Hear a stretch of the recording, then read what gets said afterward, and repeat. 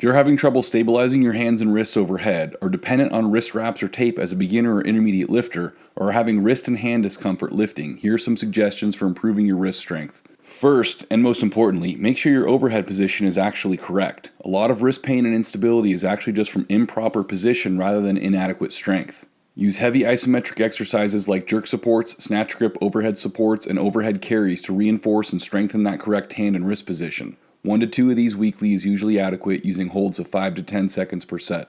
You can also hold all snatches and jerks overhead for a few seconds before dropping. Wrist curls will help build strength to prevent hyperextension, and wrist extension should be done in equal volume for balance and overall stability.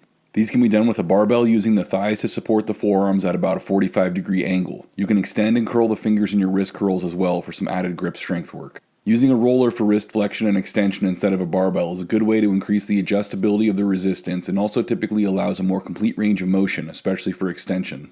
Include radial and ulnar deviation using either small plates or a sledgehammer. Keep these relatively slow to make sure you have tension through the entire range of motion rather than relying on momentum from the strongest range. Do rotations using the sledgehammer with the forearm horizontal, also with a controlled tempo. Finally, include rice or sand bucket wrist circles in both directions. Each of these exercises can be added 2 to 3 days a week for 3 to 4 sets. Greg Everett with Catalyst Athletics here. Please like and share this video. If you appreciate the content, please subscribe to the channel. The more feedback I get from you guys, the more support I get from you guys, the more free content I can keep making. Thank you.